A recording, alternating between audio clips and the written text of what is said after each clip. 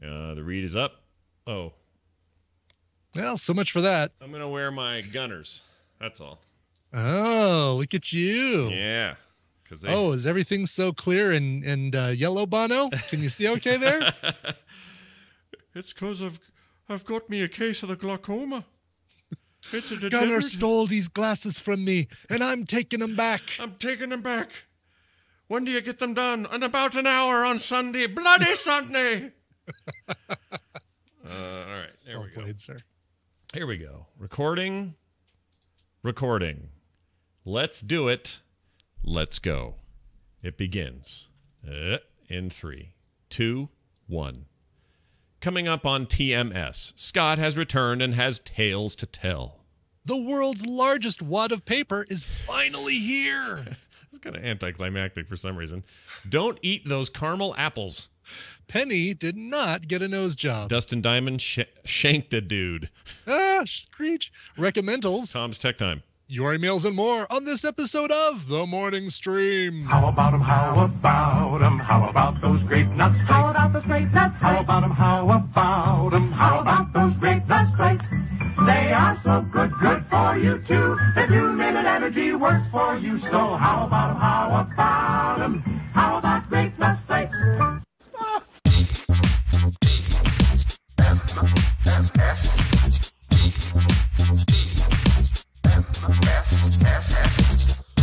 The Morning Stream. A little dabble, do ya?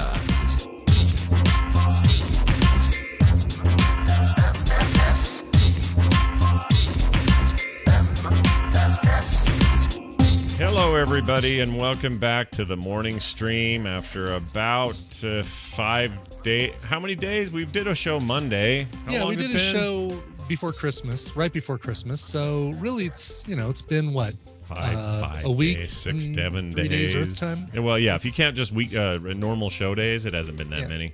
No. It's only been like... We're acting like we pod faded or something. Yeah, cut it out, man. Jeez, people.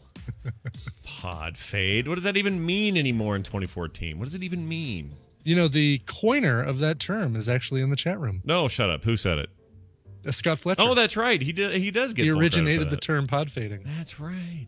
But he did it in a greater voice than I could ever do it. No, pod fading. Yours sucks. I'm telling you right now. Yeah, Yours blows. yeah, exactly.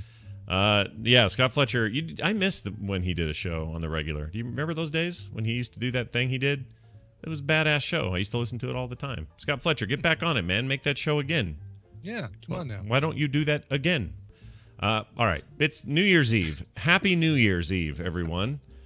We hope that your time with your families and friends over this holiday period has been lovely and fun and that you had a good time. I really hope that's true. I hope that's true of Brian as well. I can tell you that my trip to Las Vegas came and went, and I was there for 7 days, Brian. Yeah. 7 days in Las Vegas, Nevada. Sin City. You make me jealous with that kind of talk. I feel like I'm here to... I've come to a conclusion, though, that I want to share with you, because you are a Vegas aficionado. Oh, okay. I'm a, you like it a there. Vegas aficionado. I like Vegas. Yeah, you like it there. You have a good time there. Brian likes it there. He'll go there. He'll do some things there, and he'll come home. It's fine. I'll do completely different things there than you'll do. Yeah, for sure. Because I don't. You and I could go to Vegas at the same time and never see each other because our paths would never cross. Well, here's one true thing we can always count on. You and I both need to eat to sustain our lives, so we would eat together, perhaps. Yeah. But I don't gamble and I don't drink, and that's a thing a lot of people do in Vegas. In fact, it's two of the primary activities in Vegas. It's two of the things that really keep Vegas lit. Yeah. I agree. Now, the gambling thing, people... figuratively speaking, and literally. Physically, yeah. For me, the gambling part is it's not some weird, prudish, freaking I'm an Amish guy with a beard saying we need to raise the barn today. I'm not that guy. I don't gamble because I just know I'm going to lose, and I can't stand that feeling. Because it's stacked against me, and I don't get any thrill out of it. I'd rather put all my quarters in video games in arcades than put them in slot machines, because just nothing good ever happens. And it's not all that entertaining. Loo. Oh, I got 3 instead of 4 of the apples? Shoot. Let me do it again. The problem is that you just haven't found the right game. I guess. Okay, yeah, 90% of the games in there are that. But there's Lord of the Rings games. There's There's Alien games. Yeah, but they're the same. It's just like, let me pull. sure. Okay, I'm gonna push the button. Loo loo loo loo loo loo loo loo loo loo. Oh, I only got 3 Frodos. I need 4. Another quarter into the hole. Loo loo loo loo loo. You know what I mean? It's just replace the cherries with your favorite nerd thing. Well, that's true, but it does help the medicine go down. Okay, fair enough. I felt like the 3 hours that I sat in front of that Lord of the Rings movie or machine was just like watching a movie. Only I spent more and there were less miraculous. It was less Evangeline yeah, Lilly. Yeah, and there were less miraculous Legolas moments. You know, well, let's talk about that. All right, I have Vegas stories to tell you, but we'll start a couple of days in. Okay. I went to see The Hobbit with the kids and the wife in Vegas at the Orleans, which apparently hasn't gotten the memo that everyone's pumping sweet air through their air conditioning now, and they're not.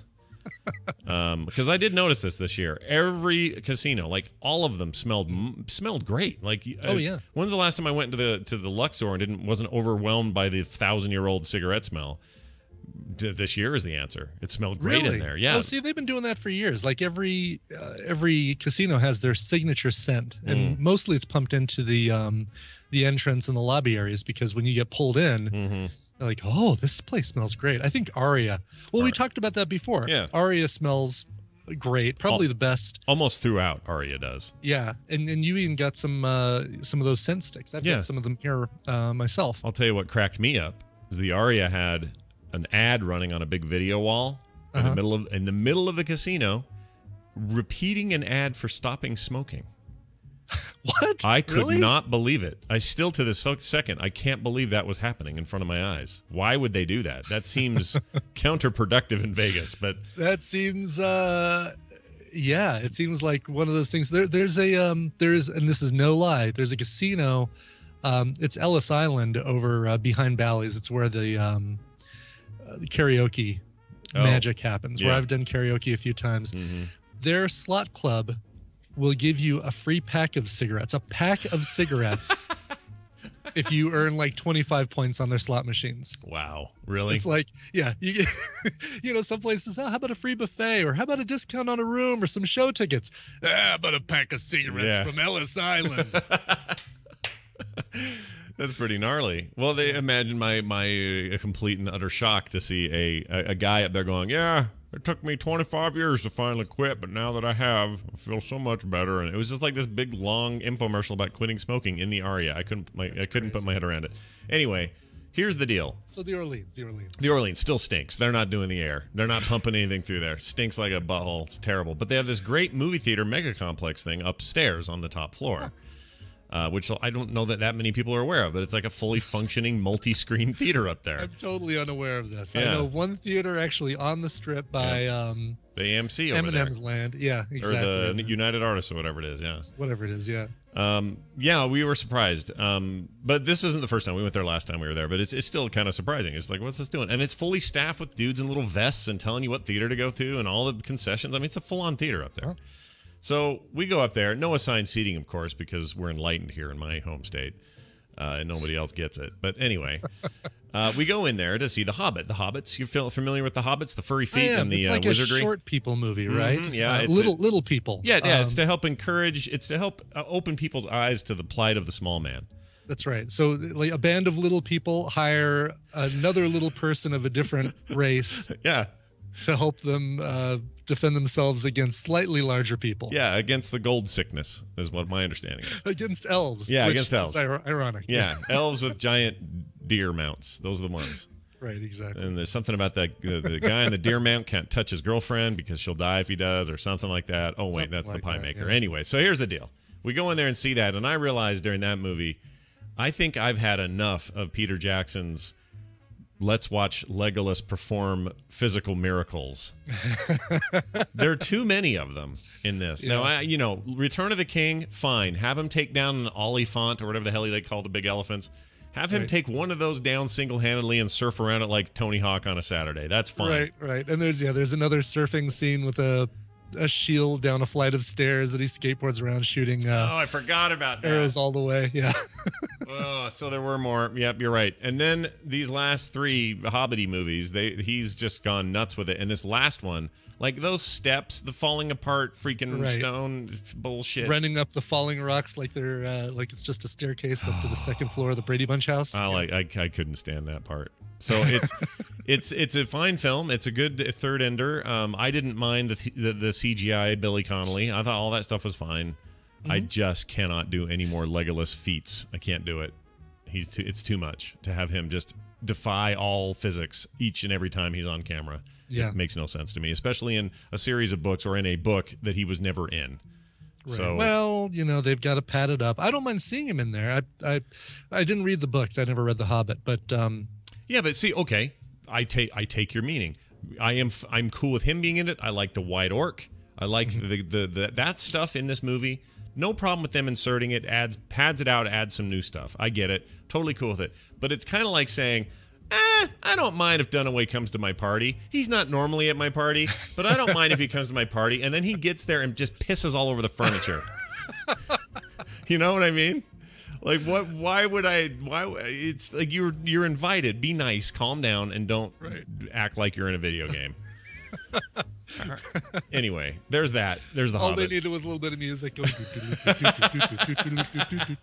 with a little hammer smash and everything. Yeah, right.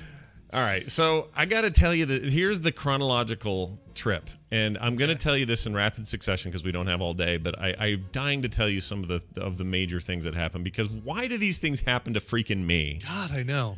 In Vegas, it's all amplified. It's like turned up to 11. Well, that's why. That's why it happens in Vegas, because everything has to be extreme. That's true. That's true. So we had a lovely drive out there, clear skies the whole way, no storms, no snow. We were real lucky that way. It's wonderful. Cold, but fine. When we left the house here, it was like 38. That's not bad. When we got there, it's like 54. Not bad. Ended up snowing while we were there, which is weird. Yeah, that's crazy. Yeah, I'll tell you about that in a minute. But anyway, I get there, and here's the problem. We're on that freeway, and when you hit it around rush hour to get into Vegas, it's a terrible time to get there. Yeah, like you're basically just in a crawl through that little sea of overpasses. Yes, and lawyer billboards. Yes, it sucks. It sucks. I hate it. And I forgot that. If we leave at 10, we get there at 5. That is a terrible idea, right? Right. So we hit that, and just about the time we hit that, both Nick and I need to go to the bathroom. We forgot. We should have gone at the Indian reservation like a half hour before. We were just like, we have got to go now. Like, let's get to a thing and go.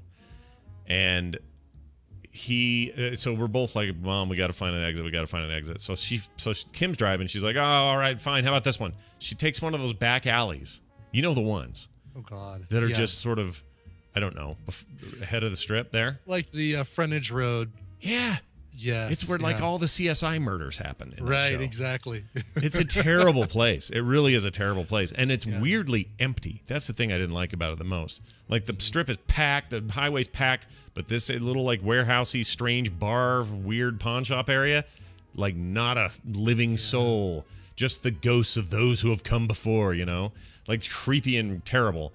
And I'm like, there's not going to be a public bathroom here. We're not going to find one in this terrible place. And so Kim is darting around these neighborhoods. Nick's about to pee himself. We got to get there. And we're in a place where we don't know anything about who's around here. If we get out of the car, will I then be initiated into the crypts and have to murder everyone to show my loyalty? Like, what do I have to do here? So we turn a corner and I see a Jack in the Box. And Kim goes, oh, Jack in the Box. I said, oh, okay, I guess so. This is a weird neighborhood for that, but sure, let's go to the Jack in the Box. We go to the Jack in the Box. I get out of the car. I run into the building. I burst open the bathroom. There's a little short, weird, squatty Italian guy taking a pee. So I make a beeline for the stall, right? Okay. I'm going to go for the stall there. I don't even know where Nick is at this point. He's out in the car still or something because I had to go so bad. And I go in there and I hear this guy go, oh, and I went, nothing. I didn't say anything. And then he goes, like that. And then he kicks open the stall door, or he opens it up toward him. He pulls it in toward himself, but pulls it in kind of violently. He's sitting astride the toilet, not duking it or anything. He's just sitting there. Pants are pulled up. He's got his arm, he's got his shirt rolled up to almost his shoulder. He's got the dirtiest rubber strap you've ever seen wrapped around his bicep. And he's got a needle kind of halfway into his thing. And some, he's in mid shoot. He's in mid shoot, and some people on Twitter are like, well, maybe he was doing insulin. No, Maybe he was diabetic. Yeah, Yeah, I mean, diabetics don't need to use the rubber hose around their arms. Exactly, and I'm with you on wanting to see the best in people. Okay, but he had like Sure. pock marks up from here to tarnation and back, little ones up in his fingers and stuff. And those needles looked gnarly, and there were 2 like empty ones on the floor. And he looked at me with the eyes of a crazy person and just grunted some other sound, grabbed his stuff, left the needle on the floor, mind you, Sure. and stormed out of there mumbling something in a dialect I'm unsure of. So that's big, welcome to Vegas, everyone. Welcome to Jack in the Box. Welcome to Vegas. And of course, and people are like, "Oh man, what'd you eat at Jack in the Box?" I'm like, "I didn't freaking eat there." I mean, they're making it sound like the worst thing I could have done was eat at Jack in the Box, not interrupt a potentially psychotic, drug-filled heroin addict. Right. Like, what's worse? So there's number one. All right. We get out of there. We get back on. We do some back road shenanigans, right, to get back onto the thing. And then we finally get to a place where it's not too bad. And we get to Flamingo, and now we're kind of near the Strip. And so things are starting to, it's like, okay, the familiar look and feel and the higher end of the town and not the poopy thing I just witnessed. We get to the hotel. We get out of the hotel, or out of the car, start unloading our stuff. And I'm walking around, and Kim goes, "Look out!" Like that. No. And I look down, and I'm about to take a step, and I haven't taken a step. I look down. There is on the ground, and you know what this is. It is what I can only describe as a giant pile/puddle of blood vomit. Oh my God. So it was clearly somebody's yak was all over the ground, but smattered throughout was clearly blood. Ugh. I don't know what happened there. I don't know what caused this. And we are at like a near the airport kind of businessman hotel. Like that's where we got the Sure. deal. So it's like off strip and it's Oh, you close didn't enough. do I thought you guys would do your timeshare out there. No, we didn't this time because it was actually cheaper than the cleaning. We got a Wow. screaming deal. It was like a ridiculous Wow. deal. So, and it was a really nice. It was nice. It was a nice hotel. We had 2 adjoining rooms. It was the food there was great. They had food every morning and night for free. They had like a buffet thing. They had a pool, a hot tub, which I spent a bunch of time in. All that stuff was fine. Clean, nice hotel. But the nasty blood vomit out front never got explained. Didn't know what happened. Don't want to know how it happened. Went into the building. Came out later that night. Still a big pile of blood vomit. Everyone yeah, avoid the that's- blood vomit. That stuff isn't going to go away. And Nope. Came back that night though. They had cleaned it. Here's the funny that's- bit. The hotel people Yeah, finally I assume. I hope it was that. Who knows? crawled away on its own. And Hey, they- where's Nick Stokes when you need him? Exactly. And they had done so much of a cleaning job. They'd actually scrubbed it with bleach. You could see the bleached cement. Oh, nice. Yet there were still blood stains from the blood vomit. So that was blood vomit, and that's the new name of my Is there band. like a little chalk outline of the vomit? And a little yellow card. The CSI crews. Yeah, So, yeah. little yellow card saying Exhibit 3 or whatever. Yeah. Right. So blood vomit, and I want you to play bass for my new band. I'm going to call it Blood Vomit, if you don't Blood mind. vomit is a perfect name. Yeah. Okay. Or you could sing. You want to sing and do bass? How about that? Sure. All right. I'll do both as well as need be in a band called Blood Vomit. Blood Vomit. Very good. All right. Then we go to McDonald's. Why? Because there's a homeless guy living on the side of the highway there, and we felt bad for him. Oh, I saw your tweets about him. Yeah, he was living under blankets, and it looked real miserable. It turns out he was living on a vent, and that's why he was in that spot, because there's some vent from some industrial something, and it's blowing hot air. Makes sense. But he had built, Probably hot chemical fueled. I mean, that's yeah. probably air you don't want to breathe. yeah, you but totally don't. But sleep on. this Oh. guy was like Rob Zombie looking. Big, tall, broad-shouldered, scary-looking man. But I felt bad. Yeah. And I knew he probably had some implements to defend his zone, because if some other homeless guy was like onto the idea that this dude had a vent, he may want to come fight him for it. I had all this big scenario in my head. But I felt bad, and we thought, you know what, let's just go buy some stuff. We went to McDonald's, bought some food. And while we're at McDonald's, starts snowing. Snowing in Vegas. On the front of the car, like there's snow falling. That's weird. It makes no sense. And the guy in the guy in the McDonald's, I go, hey, you guys ever get snow here? And he goes, snow? Hell no, man. We never get snow in Vegas, man. Hell no. That's how he sounded. Huggy Bear you were talking to, apparently. Pretty much. So I said to him, no, look, and I pointed it out, and he suddenly McDonald's erupts in the most pandemonium I've ever heard. They're in their own place going, yo, come here, man. You got to see this. It's effing snowing outside. I can't believe it. Can't believe it. Leaping over the counter, grabbing the cash register, throwing things through windows. Yep. So that was fun. And then, okay, now smattered through all of this is good times. Lots of casinos, lots of great food. We're trying out restaurants we've never tried. We're having fun. The kids are having a ball. Good times. All right, we're having a great time. Okay, good. It wasn't all horror and shock and No, but this guy pissed me off, and I want to tell you about him. And he's my final story of the day before we move on. I don't know his name, but we were at the little. Do you know when it used to be the Sega GameWorks down in the basement? Yeah.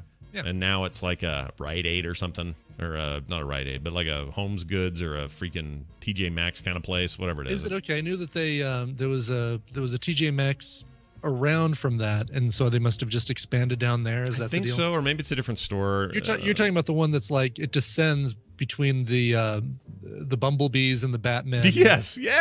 And they were still there, the bumblebees and the Batman. Yes, and they were hanging out. Minions everywhere. And I did get to see 2 Hello Kitties argue, and they were dudes in those Hello Kitties. Well, yeah, of course. Yeah, they were There's arguing. dudes in every single one of those. Yeah, like I said, there's no ladies in there, right? Why would they do that to themselves? This is I only mean, well, they disgusting. could. I mean, there's. I'm not saying they shouldn't, but maybe they shouldn't. Anyway. 75% of them have a criminal record. 75% or more. Oh, have a criminal gosh, record. that's scary. Anyway. Go hug that Hello Kitty. So, and I think I saw Steve win, but I can't be sure. In the Bellagio, I'm pretty sure I saw him. Anyway, well, he doesn't own that anymore. I thought he did. No. Oh, I thought that was. He owns the Wynn and the Encore, and he does not own any of the MGM properties anymore. Oh, because MGM Mirage / I did a bunch of reading on this. There's like a weird ownership switch around when the housing crisis hit, and everybody like traded hands or something. Yeah, it was about I don't know, maybe 5 to 10 years ago. Yeah. Right after he put his elbow through a copy of Picasso's Le Rêve, $17 million painting that he jammed his elbow through On purpose, right? Wasn't that the deal? No. He was getting it out to show somebody, and he put his elbowed elbow through it. Oh my gosh! How would you feel? Well, for him, maybe he didn't care. He's worth like $4.5 billion or something. Yeah, but still, it's It's like you and I breaking. What's that? That's like you wrecking your car. Something like probably. Yeah, for him, it's not gonna kill me. It's not gonna it's not gonna make me destitute, but it's gonna make a dent in my life. Yeah, you're gonna feel it. So, all right, so we're in that little area. Okay, it used to be the Sega GameWorks. It's kind of busy. There's the M&M store right there, the Coke store, all that stuff. Mm-hmm. And I'm hanging out waiting for Kim. She's getting Carter something down in that basement thing, and so Nick and I are upstairs. An Indian guy with the biggest eyeballs I've ever seen. And when I say this, I don't mean this in some weird ethnic, like I'm making fun of the way he looks kind of way. I mean he had abnormally large eyeballs, like alien eyeballs. Like Anne Hathaway-sized eyeballs. Yeah, or that lady that there's this like African-American lady. She's always on TV or YouTube Oh, and the stuff. one who does her bug eyes. Yes, it was like that, but he was like resting face, bug-eyed. Right. Oh, Anyway. here come all the gifts of that lady, I'm sure. He comes over to me, grabs me by the elbow, holds my elbow, and says, "You want free hotel room? You want free room?" And I said, "Excuse me? You want free hotel room?" He's starting to get kind of mad. Right. Or it sounded like it. And his eyes are like, "Rah!" Right? Like looking at me. And Nick's going, "Oh, boy." He's standing there with me. And I go, "I think we're good. We have a hotel for our whole trip." She goes, "You bring your wife? You bring your wife free hotel room?" And I said, "No, I have like I got 8 days. I'm good. I have a hotel.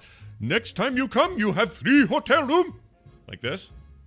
And I said, "No, you know what? I think I'm okay." And he goes, "Oh," and then walks away, mad as I've ever seen anybody, angry as shit. Kind of, and he was still that whole time holding my elbow.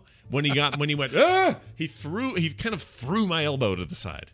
They are not supposed to accost people. I mean, they go totally after them did. for like timeshares and hotels and all that stuff. But I was accosted. I felt like saying something. But who am I going to even tell? I don't know who he works for. I don't know anything about that guy. All I know is he had huge eyes and he was yelling at me. And I do not want free hotel room. He just kept going as loud as you could be. And then I watched him go do it to some other people. I'm like, that guy is the freaking worst. wow. Then some big, really cool looking, like bouncer looking dude comes toward me. He goes, hey man. I'm like, oh, hey man. And he goes to shake my hand. I shake his hand. He goes, "Hey, man. Hey." I'm like, "Hey." And he goes, "You looking, for some, you looking for a good time? Looking for a little bit of a good time?" And I go, Is it Nick standing with you? "Yeah." Well, he was right behind me. And so the guy gets a quarter view of Nick suddenly. And it hits him that, oh, this miner is with me, and goes, "Oh, I'm sorry, man. I'm sorry, man. I'm sorry, man." And he pushed me on my way, and that was it. So those kinds of things happened a lot more this trip, and I think it's because of this, and I'm going to make a final statement about Vegas during Christmas and the holidays and New Year's. Okay. Do not go there that time of year. It's so packed, Brian, and it's so out of control. There was a couple of casinos turning people away because they were at capacity, and unless you had a room key, you couldn't come in. Oh, you can even go in. Some of them. Oh, wow. Yeah, it was rare, and I'm told Mitsula says that gets worse. Like right now, if I was there today. Yeah, as you get closer to CES. Yeah, well, the New Year's specifically. Oh, just New Year's Eve, sure. You just can't go anywhere. It's just you can't move. So we were like Sunday at 2 p.m, and I've never seen the Strip so busy in my life. And I've been there a bunch in the summer or other times they're supposed to be peak, CES, Comdex, stuff like that. Never have I seen that lack of parking, lack of movement, lack of space, lack of everything. You couldn't go anywhere. So yeah, that's my final thought is it was much. We had a ball, no regrets. It was great, but I don't know that Christmas is the time to go. The trip that it's funny because the trip that resurrected my love for Vegas. So basically, went there when I was a kid, 13, 14. My grandparents took me out there. We went to we stayed at Stardust. We went to Circus.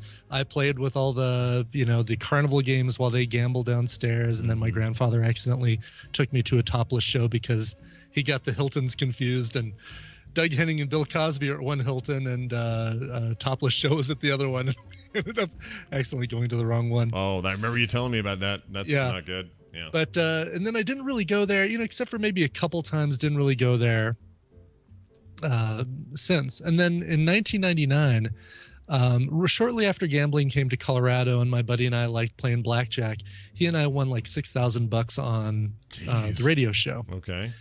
And it was close to the end of the year. And he said, if we go to Las Vegas, we can actually, if we save our receipts, we can actually spend some of this and then do a tax write-off because it's one money. And if we show receipts saying that we spent money trying to win it, even though it's from a radio station, but one money, any either way is one money. Sure. Then we can get a little bit of a tax break on it. So we're like, oh yeah, cool. It was right at the end of the year. We're like, let's do a quick trip to Vegas. He brought his then girlfriend, now wife, and I brought my cousin because Tina couldn't make it out there. And it was right around Christmas time. It was like the week before Christmas. We were out there for 4 or 5 days, and for whatever reason, just kind of the magic of like the Bellagio with that cold kind of mist rising from it that you only get in December in Vegas. That was really cool. The lights, stuff done up for Christmas. It was I don't know. That stuff is cool. No, you're not wrong. Like it's beautiful in there. And like especially in the big nice hotels where they have all the kind of common areas. It was so nicely decorated and stuff. So I'm with you there. But it was crowded as crap. And I remember that in especially in 1999, near the end of the year, everyone wants to go there to spend the big Y2K New Year's Eve thing. And that's right. Because they all were, essentially they thought they might be going there to die because Y2K was supposed to kill us all. Right, exactly. So why not, Exactly. I'm looking forward to going again. I'm excited to be there when it's less crazy. And also I realized how much I really do like the heat of the summer. Yeah. Like I really like. I don't mind that 110 dry heat on the freaking Strip. I like it. Sure. Well, give some thought to April, right around April, for the New Media Expo. Nicole Spagnola is going to be there. I'm going to be there. TVZ Gun is going to be there. There's going to be a bunch of us, and who knows? Maybe we'll get nominated for awards again, and you can actually be there to get up on stage with me and collect them. Yeah, why not? That'd be good. Yeah. When is that? The voting and stuff. We haven't heard anything about that, have we? We don't know what's going on. No, now it's not done by Todd Cochran anymore. So. Oh, Todd, what are you doing, Todd? Oh, that's right. He sold it to the NMX people. Did we ever find out how much he sold They're in charge of it. We don't know. How much did he sell it for? I have no idea. We need to get some inside baseball. I bet if I asked him, because we have a shared we have a bonding experience over our hatred for Richard Cheese back in 2008 when he picked up Todd's phone and threw it. Oh, that was right. That was Todd's phone. That was Todd's phone. Oh, yeah. my And ever gosh. since then, Todd hasn't been the same. He clicks forward in every PowerPoint presentation he gives. Well, see, this is what you need to do. You need to say, "Hey, Todd, how much did you get for the podcast awards?" And he'll go, "I can't tell you." Click. Oh shit! I advanced the frame. Oh, you've seen the price. 10,000. Oh crap! I Damn didn't it. mean to fast forward. Oh well, it bought me a lot of groceries. That's all I want to tell you. That said, podcast Pickle Man, whose name is escaping me right now, is talking about doing his own. Gary Leland is talking about doing his own podcast awards thing, a separate deal, kind of like something that I proposed several years ago, where it's done more like an academy and not like voting. Oh, interesting. Yeah. Yeah. Well, if it's voting, we'll go ahead and stack the deck again. So if Sure. not, we'll not stack it, I But guess. if it's by an academy, then we'll win on our own merits. That's like right. We should. That's right. All right. Well, we're not doing Strecknerd today because we ran out of time. Okay. But we are going to jump straight into the news, and it's right here because I have a thing for it. Television highlights of the news of yesteryear. It's the news of New Year's, and it's brought to you by. Dear Frogville and Cover Pants. On December 21st, the most caring, generous, and downright awesome person in the world was born. My mother, Chris Betancourt. Just give her a shout out for me on or around that date, I guess Monday, and ask her if this looks infected to her. Oh. Love, your loving and spoiled son, Mikey. Sorry, Mikey, we were off on the time, but we didn't have shows that Hope day. you've gotten that looked at because, boy, it is looking way more infected now than it probably was on the 21st. Yep. One day it's infected, next day blood vomit. All right. Hey, good news, everybody! It's the end of the year, and what better way to celebrate than the world's largest wad of paper has been named? Oh, thank goodness that it's been named. Yeah, a state agency in Minnesota is claiming the world record for largest ball of paper. The Minnesota Pollution Control Agency, don't you know, says the ball measures 9 feet 7 inches tall and 32.2 feet in circumference. I don't know what that is in your French space points. You guys have to figure that out. The 426-pound ball was displayed at the Minnesota Fair to show how much recycled paper state residents throw away every 30 seconds. But anyone who missed seeing the ball in the fair is out of luck. The agency recycled it. They turned it into cardboard for cereal boxes. Oh, these Cheerios taste a little funny. This tastes like Minnesotan wad of paper. I think they should have. Does this taste like paper wad to you? Yeah, what do you think, honey? I know you all don't sound like that. And I also know the metric system's better. Okay, don't send me emails anymore about how Americans are the only. Look at this map of all white except the big red America that are the only ones still not using the metric system. Aren't you embarrassed for your country? I'm sick of those. I get those all the time. I don't care that much. We have inches. We also use the other stuff. Hey, did you know this? All of you stuck up the Celsius / the centimeter people. Did you know this? I use centimeters and millimeters more in the work I do, like my side projects and stuff, than I ever do inches. So just relax. Yeah, okay? exactly. All right. We just measure our wieners in inches because it sounds better. It's 322 millimeters. It sounds so clinical and less manly to say it that way. 2 more companies. Hold on a second. I'm just realizing. So the spokeswoman from this last thing, Taylor Holland, yeah. Taylor Holland. Yeah. Do you know who Holland Taylor is? No, who is that? She's she was the boss on Bosom Buddies. She's one of the moms on 2.5 Men. No, I didn't know that. I know we've seen her in something for Film Sack. Holland Taylor. You'll know her as soon as you see her photo. She was in the Truman Show. Oh. Yeah, You know her. She plays she usually plays a rich, stuck-up mother. Yes, exactly. She was great in freaking not Curious George. What was the Swingin' George movie that's like Tarzan but George of the Jungle? That's the one. She was the mom in that to the lady that fell for George, who's another actress who I can't think of. You're right. No, I know. I totally It's just funny that Holland Taylor and there's a Taylor Holland. Mm-hmm. It just seems like a I don't know if they've ever met. Yeah, I don't know. Crazy if they like explode like Ron Silver and Time Cop. Hey, is the Half Man still in 2.5 Men? The No, kid? I think he's gone. I Angus think T. he's- Jones left? Yeah. Well, what the hell is that show then? It's the Ashton Kutcher show. It's still popular? I don't get it. I don't understand how that's still a thing at all. I mean, if you're, Yeah. what's the point? He's 21. He has the worst beard ever, by the way, this kid. Holy crap. Here, Brian. Oh, really? Let me He's got a, share something with you. Okay. I'm putting this in the chat room so you all can. Whoa, sorry, the link is giant, but Jeez. that's a terrible beard. That is a thing no one Oh, should wow. have. No, that's. What are you doing, kid? Your childhood was ruined. That's the problem. I understand how you feel. I'm trying to be full man. I don't want to be half man. half man. Good stuff. Anyway, 2 more companies have recalled repackaged candied caramel apples after another listeria outbreak. Oh no. Merb's Candies of Missouri. Merb's. They voluntarily are recalling Bionic and double dipped candy apples from the California Snack Foods, which is recalling caramel dapples. Oh, that's terrible. Caramel dapples. I don't like that at all. These all have the listeria thing. Now, this is, you think, oh, Scott, why are you just pulling some weird random listeria outbreak thing that probably will affect hardly any of us? Well, here's why. Every year there's a listeria outbreak article, and I don't feel like ending the year unless we've had one, and here's one right here.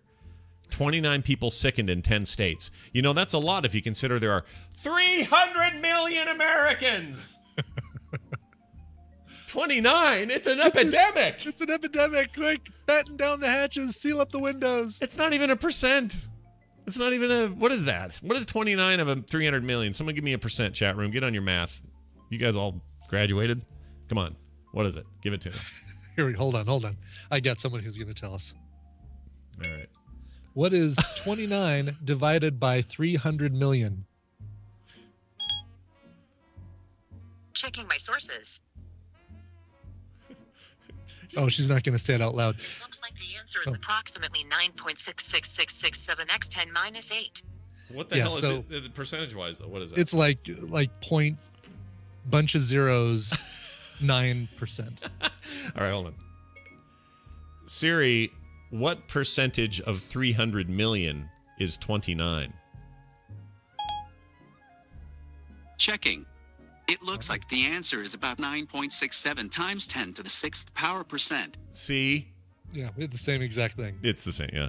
But You just sounded more official because it came from a dude. It came from a dude because... Came from the CDC dude. That glass ceiling still exists for the voice ladies on your phone. Brian's not wrong. All right. Anyway, listeria. Watch out for it. It's hot. HelloFresh.com is not going to send you anything with a listeria outbreak in it. They're going to send you farm fresh ingredients that are ready to be cooked right there in your own home at HelloFresh.com. Fantastic sponsor all of this year in 2014. We love these guys. They've made cooking fun again for me, and they can for you. Everything you need in the mail there to make a meal in 30 minutes or less from amazing chef's recipes. Visit HelloFresh.com and see if they deliver to you. They likely do. The code is MorningStream for 50% off for first-time customers. That's MorningStream, all one word, at HelloFresh.com. Okay, all right. Here's this.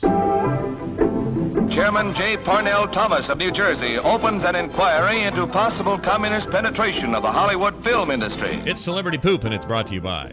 Hey, Tadpool, did you know the average person makes the same New Year's resolution 10 separate times without success? This year, start your new habits off right with an accountability coach. Let a fellow nerd and Tadpoolian help you establish lasting habits in personal growth, professional productivity, or the financial aspects of your life. All communication is through the coaching app, so there are no phone calls, meetings, or geographical constrictions. Use the code COACHME to work with me for free. For more information or to sign up, go to bit.ly/KRL coach. That's bit.ly/KRL coach. Nice. Very cool. Yeah, check that out. I just got a text from somebody. I'm not going to say their name Okay. because I don't want to incriminate anybody. But they said to me, here is the quote. Hey, looks like the show's just fine without Daryl.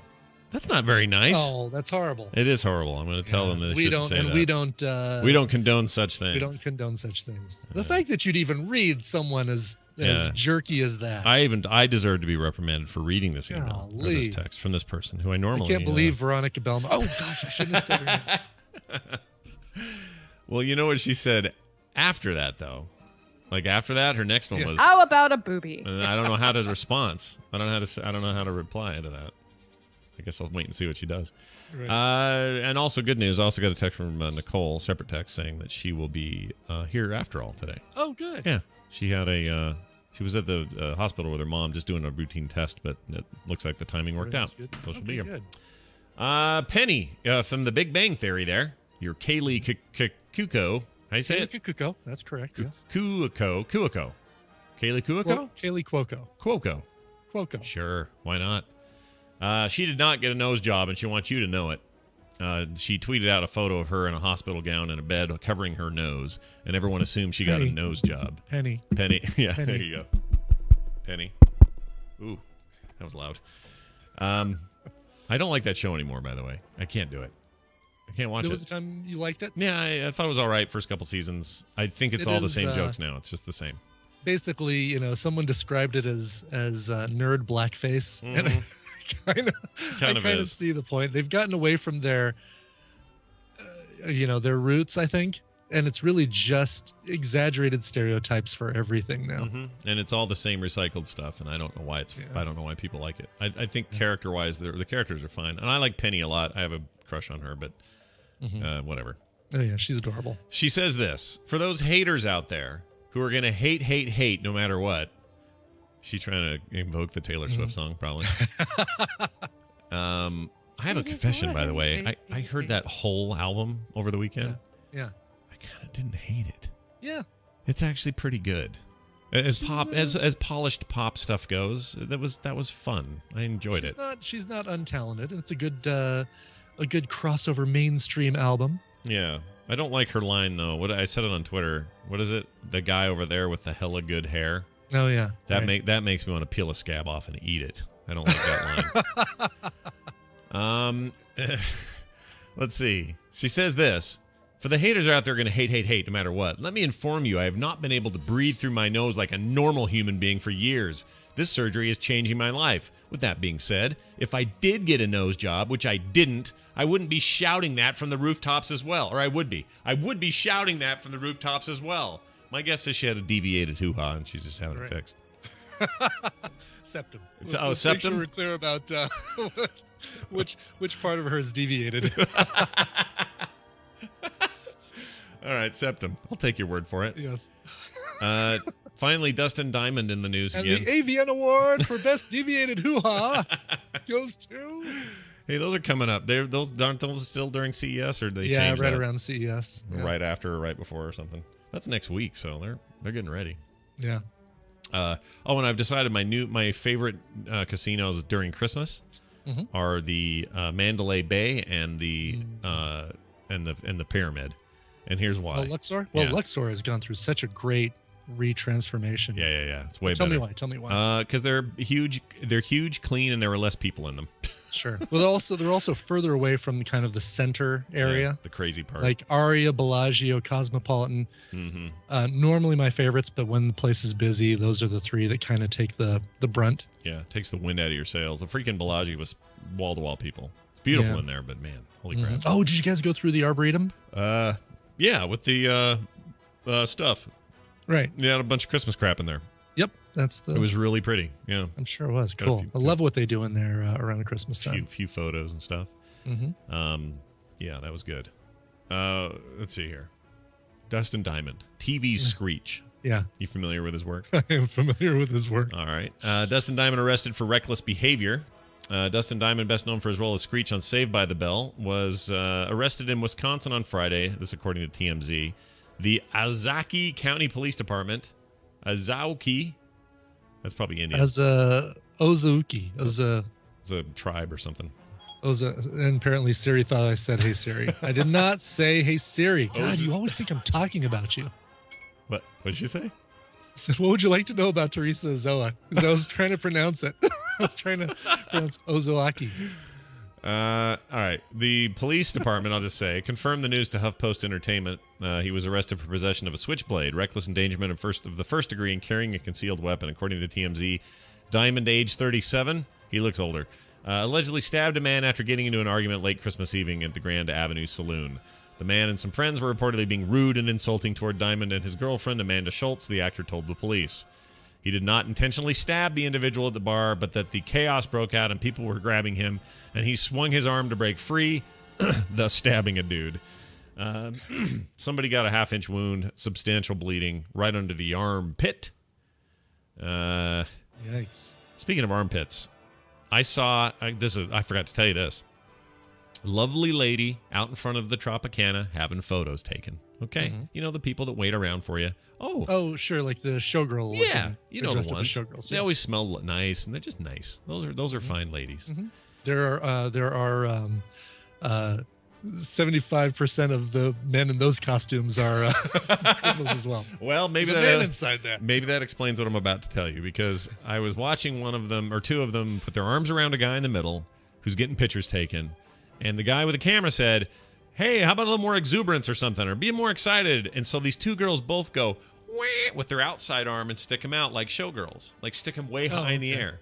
Sure. Girl on the right, no problem. Girl on the left, a quarter. It looked like a quarter or like a Susan B. Anthony dollar size mole in her pit with like a big chunk of hair hanging off of it. I was like, "What is that? That is terrible looking. What is that thing?" It was about the size of a like a silver dollar. It was terrible. Anyway, then maybe that was a dude. that was a little bit of the guy inside didn't get that costume sealed up all the way. Could have been. It was really weird. Anyway, Screech stabbed a dude. Authorities found a stiletto folding knife with a 3.7-inch blade, which uses a thumb stud and assisted opening mechanism in Diamond's car following the incident. Tip of the knife was reportedly moist. The tip of the knife was reportedly moist. But it doesn't say with what? No.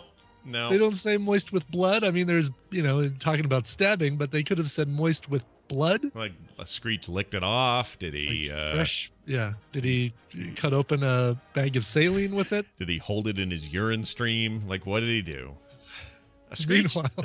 Meanwhile, the guy who played Slater made a sandwich. And is living his life quietly without any real trouble. I really feel, in some ways, I feel bad because what can Dustin Diamond do to not be this thing that he is? I mean, well, he did the sex tape a few years ago. Oh, that's right. This is the guy who's really trying to get out of that. I know I played Screech, but I'm not Screech anymore. I mean, wouldn't you want to? I mean, this is what I would want to do. The healthy mental thing I would want to do if I was Screech on TV, and now that thing is gone. That ship has sailed. I'm not being asked to be in other roles now. I'm not Will Smith, right? Going from Fresh Prince to a huge career. Right. So if you're that guy, you've got a bunch of money. You still get money from the residuals every time they show a repeat of that stupid show. You're getting money. You're fine financially. Wouldn't you just want to just quietly go, all right, that was it. That was all right. Now I've got another life. I'm going to go do something else. It's not going to be in the limelight. I don't have to prove to anybody I'm anything. Just be. My thinking is that when you've got that taste of fame and you, and for some people, I think this is the case. You've got that taste of fame. You've got that era where, well, I've got lots of money. I can spend it on the things I want and not have any repercussions, not worry about it. When that goes away, when the Saved by the Bell con stops happening annually in Hoboken. Yeah. Yeah. That's a then sign. You kind of want to figure out a way to get back in that limelight. And unfortunately, TMZ seems like the answer for some of these people. Yeah, I just don't know. I feel bad about it. It's like, can't they all do like a Shirley Temple when you know you're done? Go do another career, find a happy life. She had an amazing life after her time as an actress.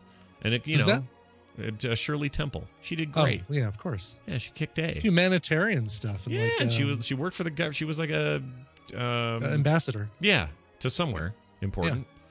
Yeah, like she had a real productive, cool second thing to do. I just think you ought to have that. Like when Bieber's done buying himself a jet for Christmas, you gotta have something else to fall back on. Not that he needs the money, but just you gotta find some happiness. Because the minute when your star goes down and nobody gives a poo anymore, you're either miserable or you got other ideas. Have some other ideas. That's all. Yeah, agreed. Saved. Big thanks to EDC, by the way. Sent a link about the 25 things you didn't know about Saved by the Bell or something like that. No. Give me one. Dustin Diamond also was the host of the 12th annual gathering of the Juggalos. Oh, gosh. So there you go. Why is that? Why did the Juggalos decide that? What was the thinking there? Screech, how does he work? Huh. Let's see. Oh, this is interesting. Lark Voorhees. Uh-huh. Not related to Jason Voorhees. Nope. Who apparently never had a drug problem despite rumors, was a Jehovah's Witness. She was also at one time engaged to Martin Lawrence. Her first television role was on Small Wonder. Oh, this is all very interesting. Let's see. I'm just skipping ahead here. Let's see. Yeah, some of these are just like dumb. Like, okay, there was somebody who was on 3 episodes. Great. Let's Let's expose the skeletons in their closet. Thanks, Pajaba. What's Mr. Belding doing these days? I'm really curious about Mr. Belding. What's he up to? Who's in the photo there? The guy, the Lopez guy? Is that Mario Lopez? That's Mario Lopez. And he went on. He just does that Extra Access or whatever Hollywood it is. or whatever. Access Hollywood. Yeah. Yeah. And who's the one that went Live on? from the Grove in Los Angeles. Who's the one that went on to do strip tease or strip girls or showgirls? Oh God, what is her name? Her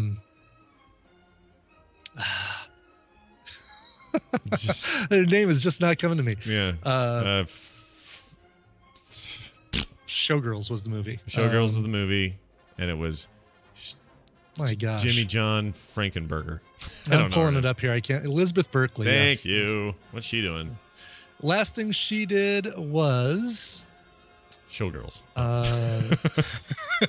She played a doctor on an episode of Melissa and Joey. Mm-hmm. She was on CSI Miami for quite a while, for about 9 episodes. All right. She was on the L Word. Okay, that's that lesbian show, right? That was a Showtime. Lesbian show. Yeah. One episode of Law and Order: Criminal Intent in 2006. Yeah. Without a Trace. Yeah. Black Widow. CSI 2003. Foam Dancer Renee. Yeah. Not great. Just kind of average stuff. That's okay though. It's kind of exactly, but she's still making a living. She's still doing her thing. Good. Verhoeven left her in the dirt, and she picked herself up and moved on. Exactly. Verhoeven. Listen, we want her to take off the clothes and dance on the pole. You can do this? All right. That's my Verhoeven impression. That's well done. I think for a second there, I thought he was right there in the room with you. Why, thank you. Tweaked Audio sponsoring today's show as well. Big thanks to Tweaked Audio for this entire year. Tweaked Audio making a alt character. No, we're not twinking characters. I'm glad you went to that definition. Yeah, of that's a better one, Thank right? you. Yes. A little more family friendly. They are awesome. We love them. Go get a pair now. There's still time. It's the 31st. You still have time, everybody. Engineered for durability, noise reduction, and compatibility. It's a lifetime warranty on everything at tweakedaudio.com. Use the code STREAM at checkout for 33% off your next pair of fantastic audio accessories at tweakedaudio.com. We're now going to take a break. When we come back, it's Nicole Spag with Recommendals. It's Tom's Tech Time with Tom Merritt and a few emails. So come on back. You hear? Brian, you got a little music for us? What's going on? I do. I got to give a shout out to EDC in the chat room, formerly Ironic name, now EDC. What happened there? Why is the name finding, I don't know. EDC is a more ironic name than Ironic name. I see. He's got a picture of Mr. Belding holding up a pair of women's panties in a Dairy Queen. What? Oh no, that's a Baskin Robbins pink spoon right there. I'm pretty sure. But still, what? Why? What's happening? I don't understand that at all. But all right. And what's Mr. Belding doing? You know he's got underwear. Yes. Anyway. All right. Bryce Morell emailed in. Said, my birthday is New Year's Eve, and it would really be awesome if you could play a cover for me. I live in South Korea, but I'll actually be home in the States for my birthday. I'll be separated from my Korean girlfriend, and I'm hoping you will play a song from my favorite band, The Shins, to make things better. Thank you for the hours of entertainment. Love the show, though. Bryce Morell. We share a love of The Shins. I like them a lot. Yes, and now I was going to play. They do an excellent cover of Squeeze's "Goodbye Girl." Love that song, and I love their version of it. But I didn't want to go through the whole, Brian, you're playing a song about ditching a woman or woman leaving you, blah, blah, blah, for this guy's when he's away from his girlfriend. So I'm not going to do that, people. All right. How about something that's a little bit more sweet and romantic? I have to thank Veronica again for letting me know about the magnetic fields. Not turning you on? Nope, not turning me on to Oh. the magnetic fields, but letting me know Okay. about the magnetic fields. Okay. I worded that I very got to carefully. credit Veronica Belmont for turning me on. All right. You guys heard it. I heard it. I heard it. All right. They recorded this cover of, the Shins recorded this cover of the Magnetic Fields' Strange Powers for the Triple J Like a Version show down in Australia. This is fantastic. It's a really sweet song, and I think you'll get a kick out of it. Strange Powers by the Shins. Here it is. We'll be back in a moment. Stay tuned.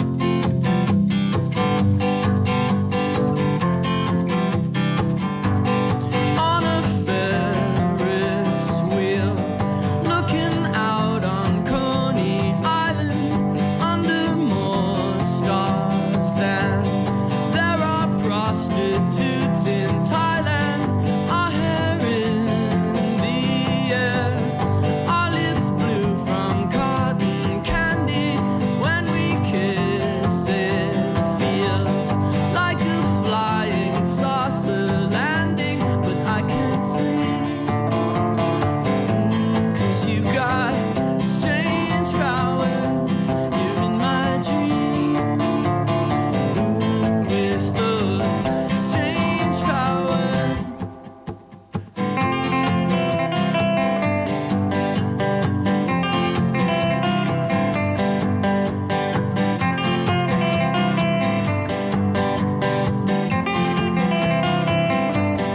In Las Vegas, where the electric bills are staggering, the decor hog wild, and the entertainment saccharine. What a golden age! What a time of right and reason! The consumer is king, and unhappiness is treason, but I can't see. 'Cause you got strange powers. You're in my dreams. You got strange powers. The sun comes down like honey. The moon comes down like mercury. The stars fall down like money. And you come down to me. And I can't see. 'Cause you got strange powers. You're in my dreams. With those strange powers. You got strange powers. You got strange powers. You got strange powers. Sue's folks were going to pay something to put her in junior college here in town for 2 years. So we'll have that. But instead of going to college, she'll get a full-time job in campus town. Say she doesn't care anymore about education. So with that, and my part-time job, we'll get by. Uh-oh. Here's Sue now. Gorgeous. Trash can.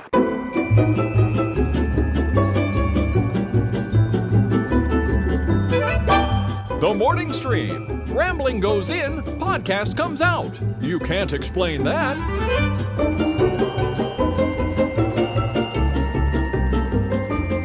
Oh, look at us coming on back and doing a show still. We're still got a show going right here, don't you know? That was a really good song. I'm kind of bummed that EDC is still putting pictures of Mr. Belding in the chat room when we've had this great conversation about Tiffany Amber Thiessen. Oh, yeah. Look. Who, like, if you do a search for, she did some sort of photo spread in 2013 and still looks absolutely amazing. Well, let's see. Something, Tiffany Amber Thiessen. Yeah, if there's a website called Me in My Place or something. Fully clothed people. Oh, Don't she's be, she's very pretty. Mm-hmm. I've always liked her. Yeah. I don't have a problem with her. The Saved by the Bell years, the 90210 years, the Dating David Silver years. Who's the one with the? Who's the one that had the eyes that were one eye was like 2 inches that above was, the other one? The other Brenda. one. Brenda Walsh. Right. Her eyes were really. It was really weird. Yeah, she looks totally nice. She's moved on. I can tell in Tiffany Amber Thiessen's face, she's moved on. She's moved on. She doesn't need us. Doesn't need fame. Doesn't need us. Screw us. We're lame. She's putting pictures of herself posing on the internet. She does need. She needs fame. us a little bit. She needs fame. That's what I meant to say. Yeah. All right, it's Nicole time. I'm so excited she could be on. I was worried we wouldn't get to talk to her before the end of the year. Let's add her on to this here call right here. See if I remember how to run all this stuff. I think I do. I believe I do. It's ringing. Let's see. Nicole, are you there? I am. Oh my gosh, that's awesome. Okay, hold on. I'm gonna play your thing. Hold on. Don't go anywhere. Okay, here we go. Oh yeah, dude. One more time with Nicole before the year ends. That's what I like to hear. Yay, I made it. Yay, that's awesome. Your mom's okay? Everything okay? Yeah, it's just a routine, whatever, colonoscopy. Colonoscopy. I got to have one of those coming up, the next couple weeks probably. Are you, how was it? How'd she do? Is she, Well, she's doing it right now. Oh. So it takes like 2 hours. So she said, you could go home. It's okay. Just come back at 11 and pick me up. Oh. This is her third time, so she knows the routine. It takes 2 hours? Yeah. Holy shite. I was told it took 45 minutes. Maybe they'd do it different with the older Also, folk. make sure, don't let them give you the liquid. Oh. Make them give you the pills. Oh. They can do pills? Yeah, there's like 20 pills you can take. More importantly, instead of drinking the Well, liquid. you have to take 20 of them? Yes. Well, it's over time, All right? spaced out over... Yeah, in 15-minute intervals. Oh, I can do that. That's way better than the drinking. And you have to wash them down with, the same liquid. But hey, These sugar pills will go down nice with this liquid. The liquid one made her sick, so they yeah. gave her pills. Well, I'm going to ask for the pills then. Yeah, ask for the pills. I'm more interested in your comment that you said make them give you the pills. I didn't know I had a choice. I guess I can say, hey, I'd prefer the pills, I suppose. I think the liquid might be cheaper for them, but the pills are going to be better for you. All right, I'm doing the pills then, because then you just like, and then it kicks in instead of having to drink salt water, hell liquid for the. Oh, that sounds awful. All right, I think that's you know what, you really helped me today because I was dreading that. And I didn't know they had a pill option. I'm doing the pills. It's new. My mom just found out about it. This one, past two. It's been brutal on her because she always gets sick from the liquid. Yeah, I ain't doing this. Yep, that's it, Brian. If I were you too, if you ever get one of them things and you don't like the thickened liquid, it's get the pills, man. Listen, if it's for a colonoscopy, shouldn't they just? Why do I have to swallow the pills? I've already asked my mom this question. I said, why can't they just give you an enema? Yeah. She said. It's a deep purge. Yeah, it goes from top to bottom. They want that. Purge is my blood vomit cover band. That's a perfect match. All right. Well, speaking of perfect matches, Nicole comes here yet at the end of another year of great recommendals to do one final recommendals episode. I can't believe it's the end of the year I know, already. it's weird, right? Brian, I was listening to you early, and before we get into it, you were in Vegas in 1999. Yes. I was in Vegas in 1999. Get out! Why didn't we see each other there? No, I don't think we knew each other. I was in for the New Year. I was in at the Hard Rock Cafe. Oh, really? What were you doing? Just hanging out? Just there for the heck of it? To celebrate, New Year's. Okay. Well, see, we were there the week right before Christmas, so so we depending on when we would have passed like ships in the night in the airport, right? Oh. But you see what I mean about it being kind of with the lights. It does feel kind of festive there. Oh, it's amazingly festive. Don't get me wrong. A beautiful, awesome, festive. Also, 50 billion people in all corners of your body all the time. It was the last time I ever go. Yeah. I was like, okay, I was here to ring in year 2000. Yeah, done. You do it once, you're done. I'll bet that was Crazy Town though, just because of that Y2K 2000 business. Kind of not fun. Yeah, that and New York, I'm guessing were the two destinations. Oh yeah. No, one of these years I would like to go to Vegas and celebrate New Year's in Vegas. Yeah. It's bananas. I wouldn't recommend it. All right. Well, there you have it. It'll be when I'm rich and I can just have the penthouse suite at the Cosmopolitan and helicopter rent that in. out, have everybody out there, and we'll just hide away in there the whole night. Yeah, Brian, you helicopter in. Everyone drives to that casino from wherever they're at like 10 a.m. when everyone's still drunk and asleep. Right. Good. And then we stay there all day long. Right? And then we waddle through the blood vomit from the night before and leave the next day. It'll be Plan on it. 2020 is when we're going to do it. All right. James will help us from Same Sex Mary. He'll get it all. Perfect. Oh, he'll totally. In Missoula. Oh, I meant to get in touch with those guys, and I didn't. I meant to, but I didn't. I didn't do a meetup either because you know why? There was nowhere to meet. meet me by the homeless guy. He's got a vent. We'll stay warm. That's the closest you're gonna get. And there was no meetups. You know who came to Phoenix just a week ago, right? No. Brian. Yes. Oh, did you guys see each other? No, I just took family in. He went to see the Marvel Experience. No, yeah, we didn't even talk about that. I went yesterday. Oh, you did? What did you think? Do you really want me to tell you my opinion? You didn't like it, did you? It was just didn't it feel like it was just broken? Well, there were a couple things like I loved all the video work and the animation, and I found out guess who played Red Skull, the voice of Red Skull. Oh, who did Red Skull? Liam. Our good friend Liam. Oh, yeah, right. Oh, in a game or in a cartoon or something? No, it's this whole virtual experience. You go from dome to dome, and you're recruited as, part of S.H.I.E.L.D. And so you get some really cool action scenes, and it's like a little mini movie that you're interacting with. But yeah, I don't know. What was missing, Brian? Did you like it?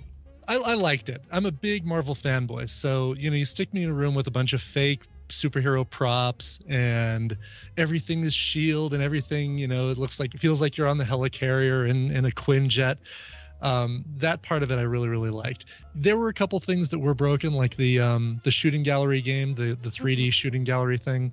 Like at the very end, the last thing you do is so awesome. Oh yeah, that 4D motion ride deal.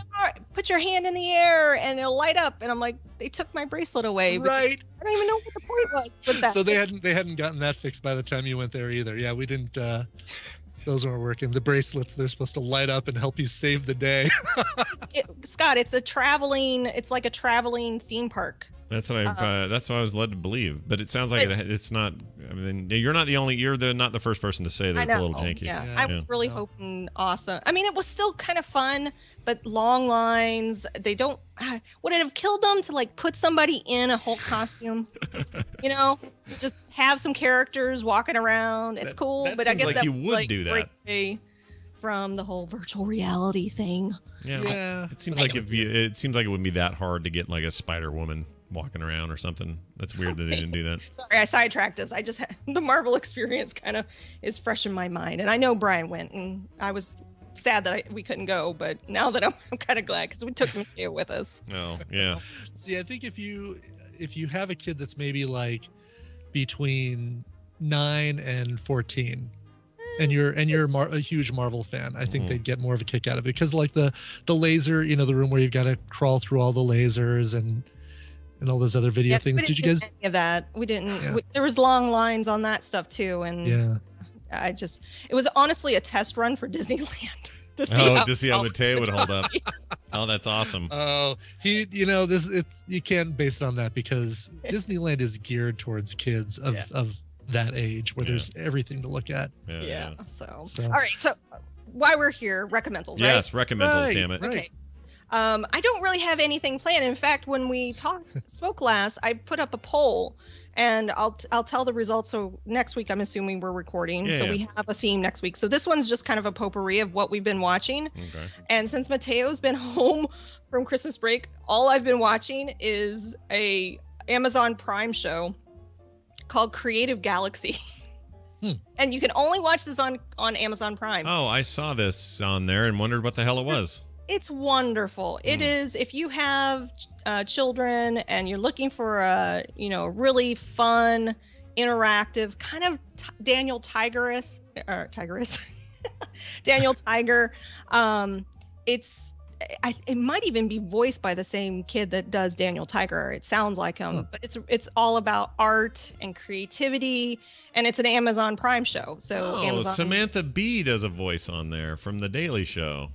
That's cool. Didn't know that. Yeah, that's really cool. Yeah, it looks really what's the word? Whimsical and fun and stuff. It is.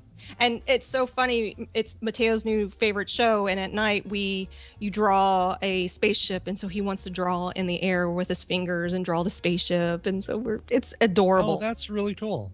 So we've been watching the hell out of that show. God, it's so, and you know what? It's so good to hear that there are family shows like that, or shows geared towards a younger crowd that aren't so obnoxious that as parents we can't stand I it. agree. Like, this is funny because speaking of streaming kid shows, all of Pee-wee's Playhouse is now on Netflix. Yeah, that's right. And Carter and I decided one night, I'm like, you know what? This was rad when it was on, and you're too young to remember this. And she's like, I don't remember it all. And I said, well, let's watch one and see if this holds up or what's going on here. It is freaking awesome. Yeah. It holds up. It is hilarious. It is weird. It is engaging. It's perfect for kids, but adults are like, what the hell am I doing here? Yeah. Freaking Morpheus is on it as a cowboy named Cowboy Curtis. It's great. Yeah, it's great. Yeah, they remastered it too on Blu-ray, and it looks, because I had the old DVDs, and then they remastered it on Blu-ray, and I picked it up on Blu-ray, and the difference is, it's awesome. Yeah, it's really well made. But anyway, Samantha Bee, by the way, plays the mom. On that thing. She's an architect, Yeah, and yeah. that's So there you go. it's really cute. I highly recommend it. If your kid watches, shows like Super Y, Daniel Tiger, it fits right in there, and it's actually quite tolerable to watch as an adult too. Good. I like stuff like that. Cloris Leachman also on there. Oh, great. From Raising Hope. She plays Galleria. She's an artist. Oh, okay. So Yes, she is. That's awesome. Great. Yeah. She's Granny on that much overlooked Beverly Hillbillies movie that was made. She was Big Granny. Much overlooked. It was I such a almost good walked out of that movie. damn thing. I love that movie. It's one of the only, hey, let's take an old TV show and turn it into a movies I can stand. I love it. Anyway, sorry. Continue. And my brother-in-law, he lives in England, so he flew in for the holidays, and I wouldn't say forced me, but he put it on the TV, and I ended up getting engaged in it. It's on Netflix. I don't think it's on Amazon, but it's a mockumentary called Come Fly With Me. It's by the guys who do Little Britain. Have you ever seen it? I haven't seen that show, but I hear it's funny. Like a little Matt sketch comedy Lucas- show. So Matt Lucas and David Willems. There's just two guys, but they do all of the characters, and the characters are hilarious. And it's it's all about this airport and all the people that work in the airport. So it's not like I thought it was like a riff on the Sinatra song or something. No. Fly with it's me. an Not that. actual mockumentary in an airport. Okay, got it. Wait, you said asshole documentary? Actual. Actual. I could have sworn the way that Skype just cut you, it sounded like, okay, a-hole documentary. All right, anyway, continue. Yeah. So, but Matt Lucas, he was the roommate in Bridesmaids. Oh, okay. So it was him and Rebel Wilson as the roommates in Bridesmaids. Oh, right. Yes. The obnoxious British, right. Yeah, so I recommend this. It's really funny. There's a few times I've had to turn on subtitles. Yeah, I'll try to forget that Rebel Wilson was in Pitch Perfect, the least favorite movie of mine of all time. Really? I hate that movie so much. It sucks. I haven't seen it, so I can't It comment. sucks. Anyway. So I did two recommendals. I did an adult one for Come Fly With Me and a kid one for Creative Galaxy. So what have you guys been watching? I started watching HBO's In Treatment. Oh, that's really good. Yeah, because I'd heard about it for ages, about how awesome it is and whatever, and I love the whole idea of what they say it is. It's a different patient every week, and it's like a mini drama all in a half an hour. And I love Gabriel Byrne anyway, so God, it's like he is easy, so good, yeah. easy pick for me to watch anything he's in, and it is really good. Holy schmear, that's good. It's on Amazon Prime's where I'm seeing it, so and I know I'm late to the game, but it's awesome, loving it. I'm late too. Yeah, well, you should watch it. You'll like it.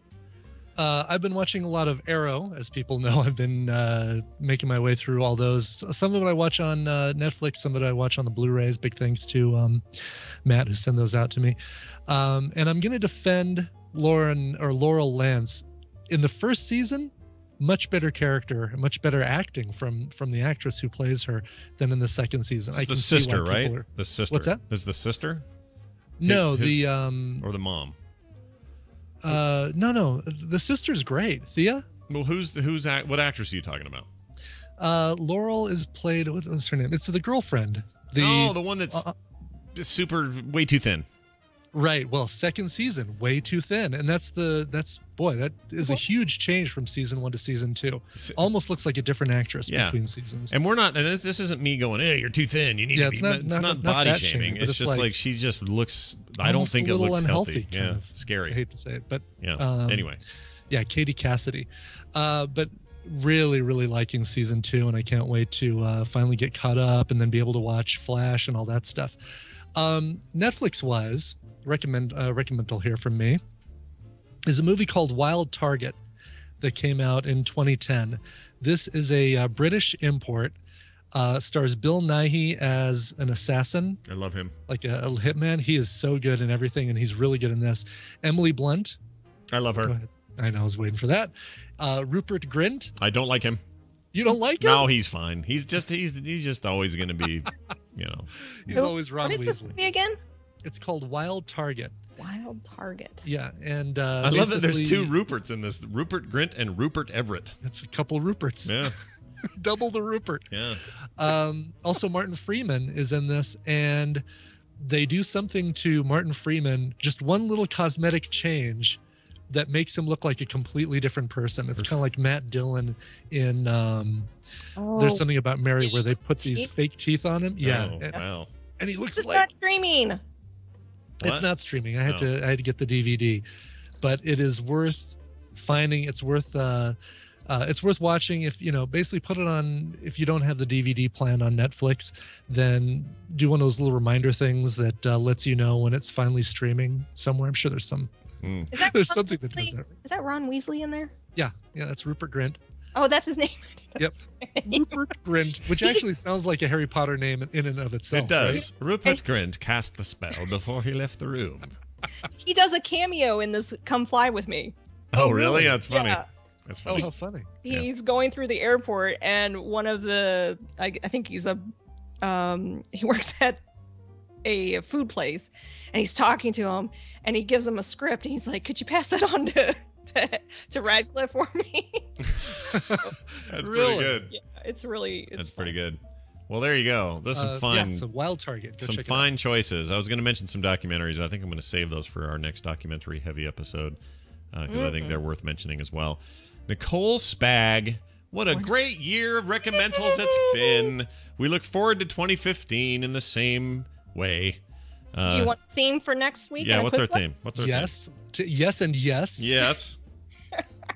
All right, so I put the poll out there. We had a lot of people recommending, and so I just added them all. So I figured we could probably go through them. Right now, the number one, I'm not even sure how we're going to do this, but maybe you'll get it. It's submitted by Photocyclist. PG movies that were never that would never be rated PG today. PG movies that would never make it. It As would a be PG. at least PG-13 or R today.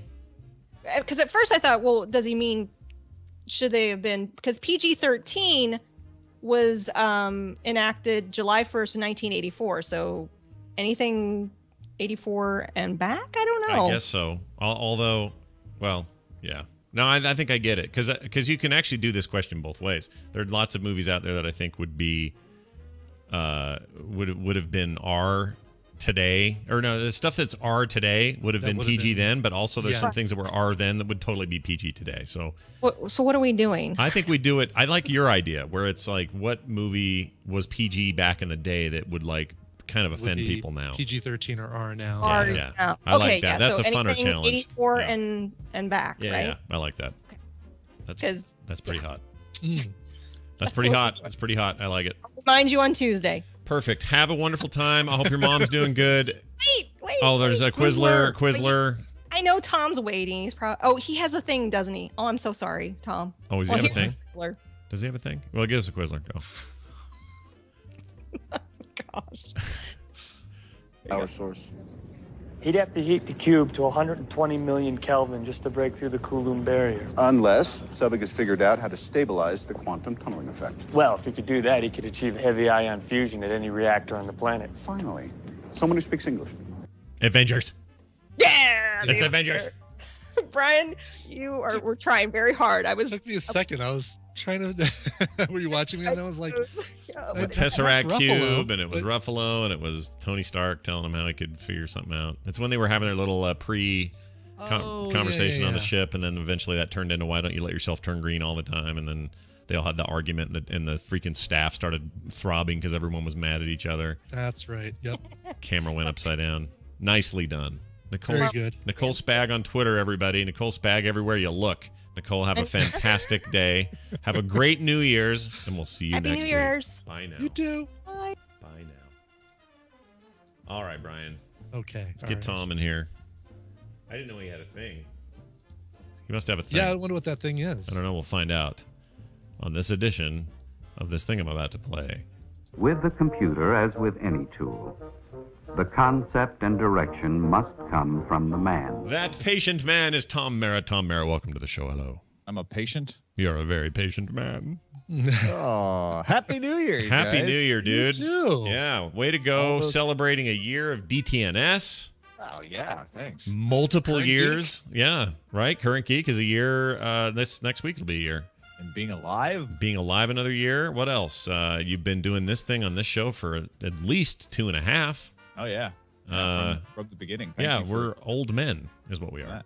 There is no country for us, I hear. And no soundtrack. Tom Merritt, always fun to have you on, and very much looking forward to talking today about what's happening in the technology world as we near the end of 2014. And what a weird year in tech it's been. But not only do I suspect, I know because I've been listening to a bunch of it. DTNS has touched on a lot of what has come in the previous year as far as technology. Not all of it very positive this year, but what have you for us today as we drift off into the endless sleep of 2014? I want to talk about Mars. Yay. Okay. All right. The chocolate bar? Yes. Thank goodness. I don't think it gets enough appreciation. Milky Way gets all the attention. That's right. Mars bar is a The classic. lesser of the space-themed chocolate bars, yes.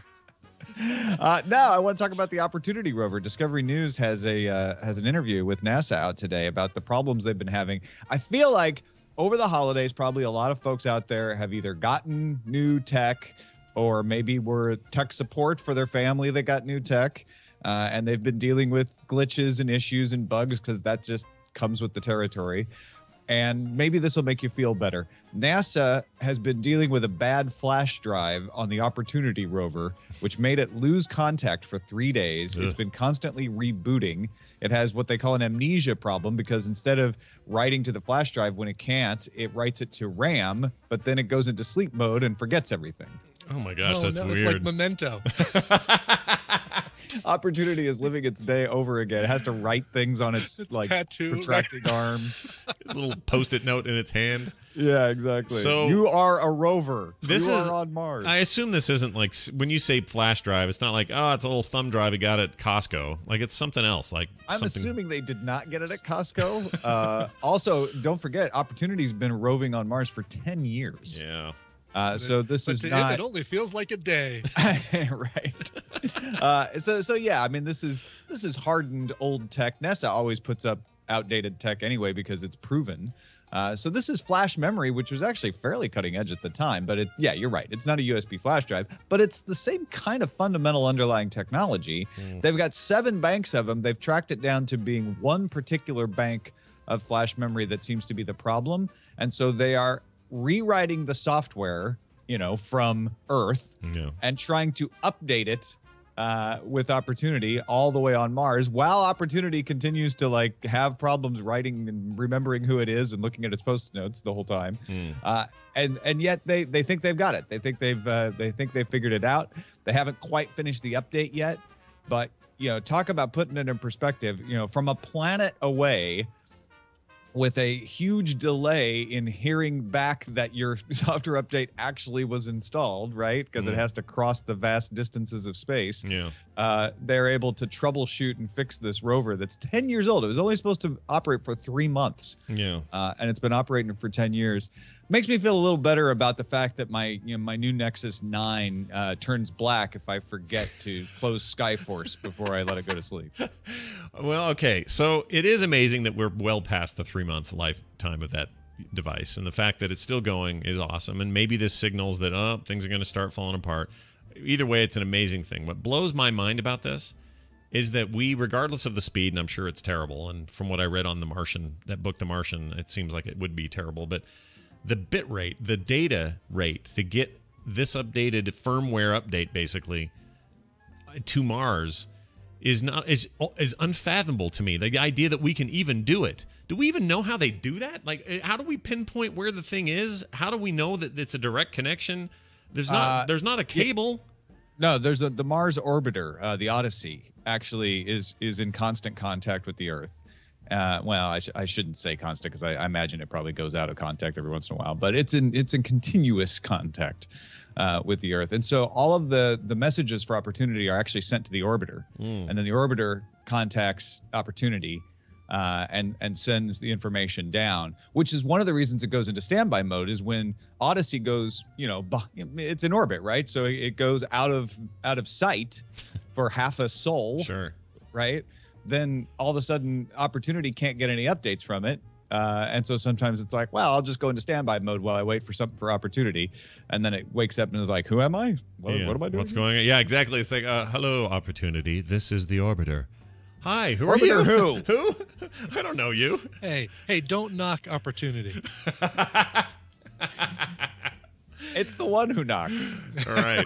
So I heard a conspiracy theory, and I want you to debunk it because you're good at that.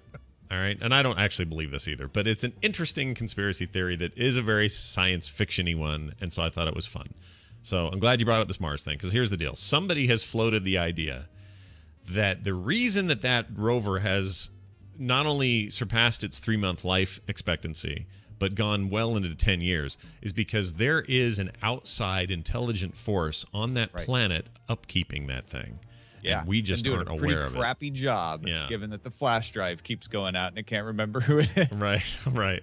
Well, Costco's not open 8 hours a day on Mars. Sure, not on Mars anyway. I don't know. Yeah, obviously it's a little bit silly, but it's kind of a cool idea. Silly. Let me just say, I'm a big fan of a good conspiracy theory. If it fits the facts and you go, ooh, that could explain things. That one doesn't fit the facts very well. Like, really? An alien intelligence is like, I know what I'll do. I'll keep this one rover going. Not Spirit. I'll let Spirit just go to crap. Yeah. But I'll just and I'll be so clever, I won't maintain one of the flash drives, so they have a problem. And see, you're right. And it would be like me floating the idea that Spirit didn't like the limelight, so it gave up and decided to go dark like Elvis, but still lives and is made. I actually like that one better. Like, the Spirit rover actually secretly found evidence of life, and so they pretended it went offline. Yeah, and it's spending all of its time continuing to like be in contact with some sort of primitive life forms on Mars. They don't want to let us know. Yeah. Hey, I like that one. That's a good one. That one's not bad. It's trying to, and it has now a motivation to keep. I think it artificially ruined that memory, so that Opportunity doesn't remember day to day, because Spirit does unspeakable things to that other rover at night, and it doesn't want it to remember in the morning. Conspiracy complete. Absolutely. No, we've done it. A lot of people don't realize what goes on behind the scenes in rover life. And I'm glad that you're finally bringing this out into the public consciousness. It's in the public interest, and it's a conversation the nation should have. Yeah, and rover life, I'm sad they're going out of circulation. Mental long-distance wireless violence is in a too often ignored issue. It really is. It's the sleeper story of 2014, and I'm glad you brought it to light. Overgate. I love space. We should do more things in space, and I love hearing things about this kind of stuff, even when there's a problem, hearing how they surmount it and accomplish it. I mean, I feel like humans should be doing more of this, and I'm always glad to hear that more is being done. Well, there's a mission that will arrive at Ceres, the largest object in the asteroid belt, this year, and go into orbit. They also had an issue where a while back they had a cosmic ray basically disrupted operations, and they didn't make a course adjustment when they needed to, so they had to basically replan the entire flight of that probe. But it's still going to make it. It's going to make it to Ceres. It already visited Vesta, which is the second largest, or one of the second largest objects in the asteroid system. But Ceres apparently has water. They've seen evidence of geysers of water coming off of it. So yeah, there's all kinds of interesting space stuff coming in the next year. I hope it just keeps happening and happens more and more before I die. I just want to see more of this stuff, Like, come on. Well, then the singularity comes as a result of the side effects of all of this exploration and the enlightenment that it brings, and then you live forever. And then that's it, because then we don't care. I'm a bottle with a weird soul in it. And you're like, hey, I still have to do the morning stream. I'm 1,572 years old. Can I take a break? Yeah, can I take a week off? Well, by then you'll be able to replicate yourselves into multiple Scotts. This is You true. can have a different Scott for every day. You'd never miss a show. Yeah, one Scott per day, 5 out of Whereas 6 Ibbott, doctors. because of his commitment to the craft, will just do it himself. Oh my gosh! Exactly. Speaking I of couldn't- commitment, I couldn't leave that. I couldn't trust one of my clones to do that. Are you kidding me? Of course not. Yeah, Scott and I will be like, hell no, we're cloning all day long. Don't trust Ibbott 4. That's the worst of your clones. That one's a bad one. It's almost played by Michael Keaton, as a matter of fact. Oh, really? Okay. Yeah. So, Tom Merritt, always great stuff happening in your world. DTNS, I assume there's a New Year's edition today. Yeah, something like that. There going on? is predictions episode. Me, Justin Robert Young, and Patrick Beja talking about what we think's coming in tech in the coming year. That'll be very exciting. A little French There's in also there. another predictions episode I did with Jonathan Strickland for the Tech Stuff podcast that's coming out January 7th. Oh, very nice. Guess what else we're going to do? This Friday, Tom and I, it's going to be a little bit different. No guests, no live show, but Tom and I are going to get together and do a Current Geek, our geekiest things of the year show. And we're going to slap that together for you on Friday. So, yes, there will be a Current Geek this Friday. It will be a very special edition of the show. Yeah, it will be, Scott and I putting on our tweed jackets and our pipes and our cups of cider. Yep. Sitting by the fireplace, musing about the year. Our pants. Whatever else comes to Are mind. we wearing pants? I thought I hadn't decided. Sorry. We need to offline. This is an offline conversation. Yeah, Please coordinate. Tom Merritt, everybody. Ace Detect on Twitter, TomMerritt.com. So many cool things happening. Please pay attention, people. And Tom, we'll talk to you soon. Happy New Year, dude. Happy New Year, you guys. Bye. You too. Bye. He waved at us. I like it when he waves. I do too. It's so like professional hosty. Yeah. Brian, we have emails. Let's do some emails. We're going to tear through them, and they're brought to you by. This once weekly podcast brings together 4 music fans where they take turns bringing a noteworthy album for the others to review. Once per rotation, they bring on a guest. This week's special guest is the one and only April Ness, Viking Lass, with the album of her choice, Soilworks' The Panic Broadcast. Follow the crew and play the Record Breakers home game at Twitter at 4recordbreakers and at recordbreakerspodcast.com. Fart gas! You had to yell fart gas at the end. Blood vomits in the new one. Oh, God. Dan from Michigan wrote in, says, Scott, I always hear you specify that the name of the team Utah Grizzlies is spelled with 2 Z's, implying this is a silly way to spell it. The term grizzly bear is spelled with 2 Z's. Is the team mascot a bear? Love the show, though, Dan. Yes, he is. But it's not. But Grizzlies is spelled wrong.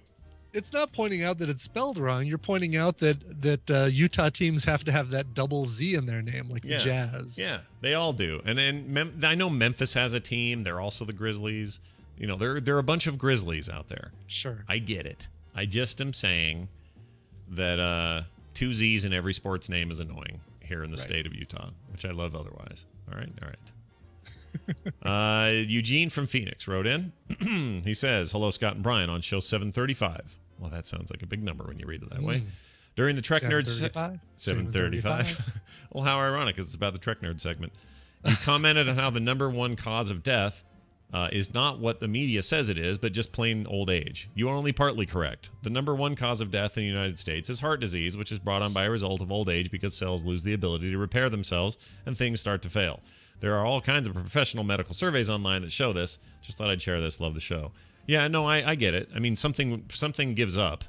So if you live to be 85 and then you just die in your sleep, well, it's because your heart quit beating, or your lung collapsed, or your wiener fell off, or whatever, right? Like, I get it.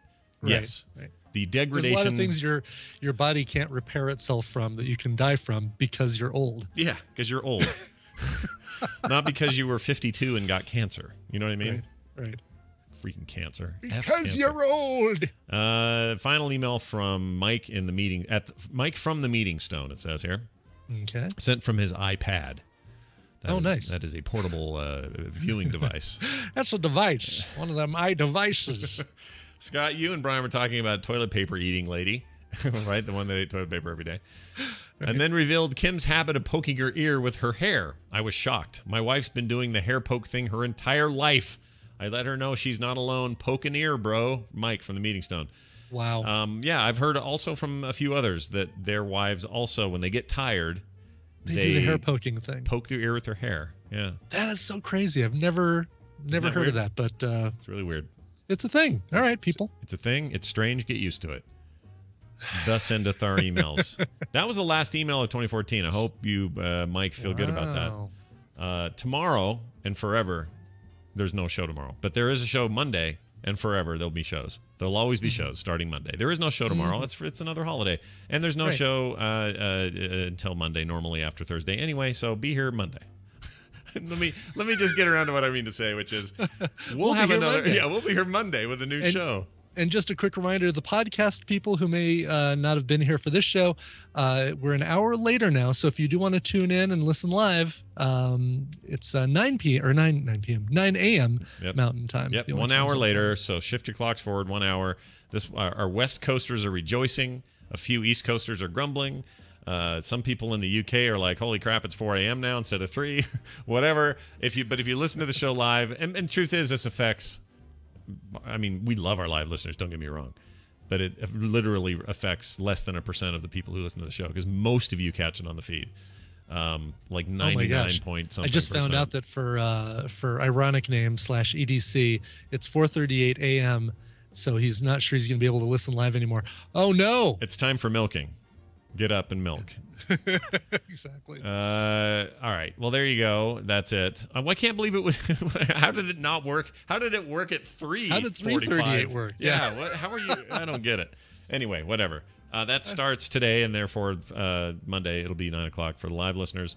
That's Mountain Time, so 8 a.m. if you're on the West Coast. And by the way, all of our contributors to each guest segment during the week, they're all West Coasters. With the exception of Steven Schleicher. Oh, yeah, except Schleicher. But they all benefit from this change except Schleicher.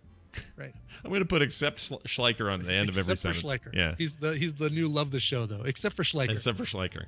It's just hard to spell. That's the only problem you'll have.